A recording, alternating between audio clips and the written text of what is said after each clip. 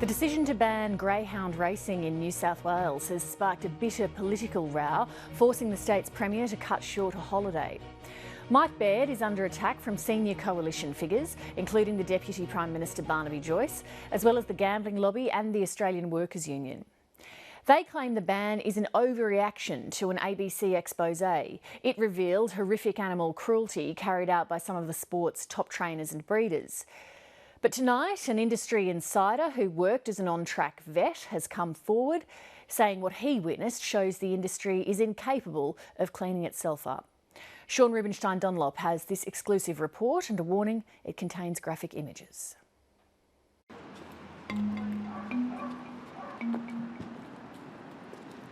Last night, champion greyhound trainers gathered for the first race meet at Sydney's Wentworth Park since last week's shock announcement that the sport will be banned in New South Wales. It was an ambush. The government had plenty of time to plan and prepare what they were doing and their strategies, and unfortunately, you guys, as much as us as administrators, had no time. The Greyhound Owners, Breeders and Trainers Association has united these competitors for a huge blitz on media.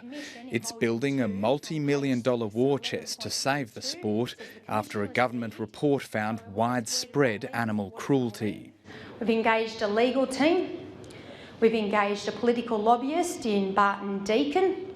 If I'm not going to do that, what do I do? Do I just lay in bed in the morning and wait to die, or what? And greyhounds have been my life for years. And a lot of people's lives, and it can be fixed.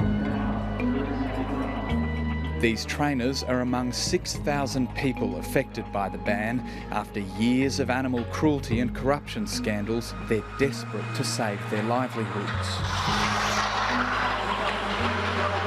There's always going to be bad eggs in everything. You can't, like, there's bad politicians, there's bad policemen, there's bad people in society. We're trying to fix it, but Mike Baird doesn't want to let us fix it. For some reason, he won't give us a go. And, and it's just not fair.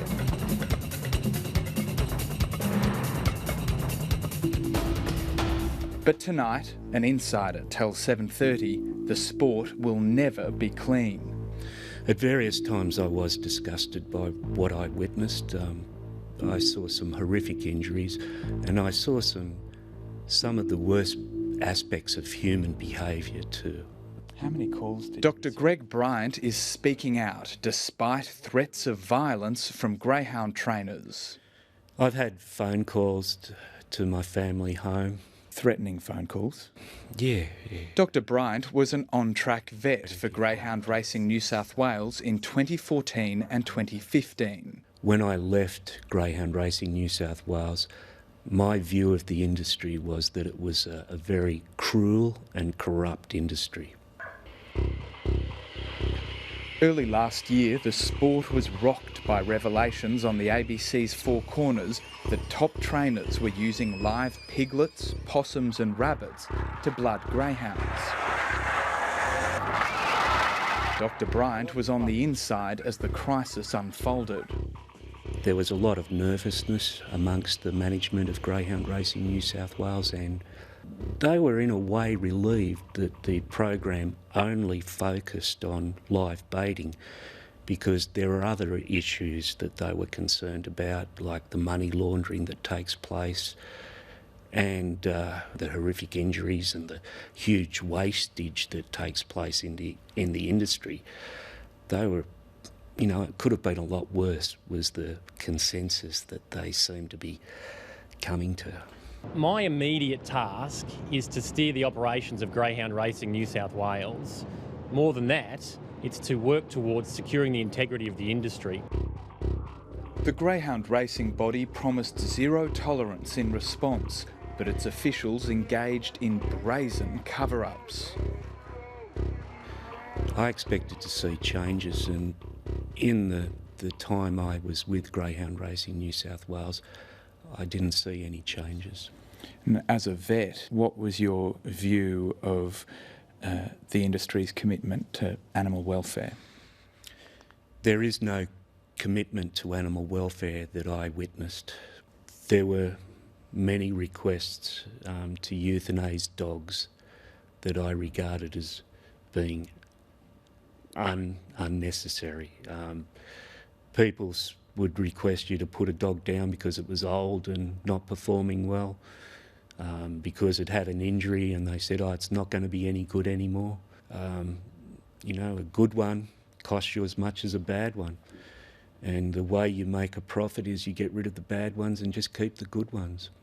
Were the deaths and injuries that you reported then reported on by Greyhound Racing New South Wales? No, they were deliberately misrepresented. Showing pace, Shady Ace between that pair. They're followed by Carver Blue. There's one down to the first turn. That is Don't Tell Phil. Into the Dr. Bryant witnessed dozens of deaths of greyhounds at the track. Suspicious that they weren't being reported, he started a diary of dog deaths and injuries. Over 6 months, he noted down 13 deaths at racetracks across the state. Dr. Bryant's records were ignored. In the official steward's reports to the public, none of the deaths were declared. Even minor injuries were covered up. I asked why that was so to one of the stewards. They said they didn't report those things because they didn't want to stir up the greenies. Basically, they didn't want to bring the industry into disrepute or under further scrutiny. More than one steward told me that. already racing cosmic. There was one race that eventually caused Greg Bryant to quit in disgust. This dog, Will Be Mighty, was referred to me following the race because it had a tail injury. Dr. Bryant instructed Will Be Mighty's trainer to have the tail amputated. What happened instead was stomach turning. Later in the meeting, one of the track staff came and told me that there was a dog's tail up near the starting boxes. There was a lot of evidence that this tail had been torn off, overwhelming evidence. That, to me, is an extremely cruel act. Will Be Mighty's trainer was Gareth Miggins from Rockhampton in Queensland. He'd already been suspended when one of his greyhounds was fed the drug Speed. In 2015, 7 months after his dog's tail was found on the track, he was questioned by authorities. What was the attitude of greyhound racing authorities toward investigating cases like that? Hesitant. I wasn't encouraged in any way. I was very upset about this. And if the person who'd torn that tail off was allowed to do such a thing without any penalty, then there's no protection for these dogs. How senior were the people involved in investigating this, and did they look at all the evidence? They included the chief steward and the head of integrity for Greyhound Racing New South Wales. They didn't look at all the evidence, and I was amazed that the video evidence hadn't been used and that a document had been mislaid, lost, that were very important to this case. 19 months after the tail was found, no findings have been made. Gareth Miggins denies any wrongdoing. He's still racing in Queensland. We're now in a position where there's only 8 countries in the world where greyhound racing is. Dogs are being slaughtered. Today, the New South Wales Premier cut short his holiday to meet with industry leaders before their campaign to save greyhound racing gains any more traction.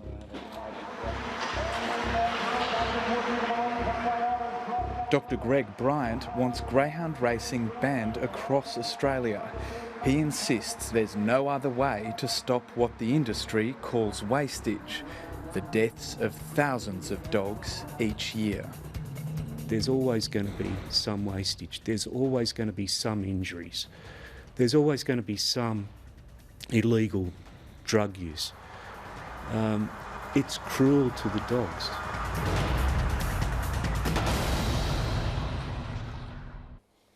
Sean Rubinstein, Dunlop reporting.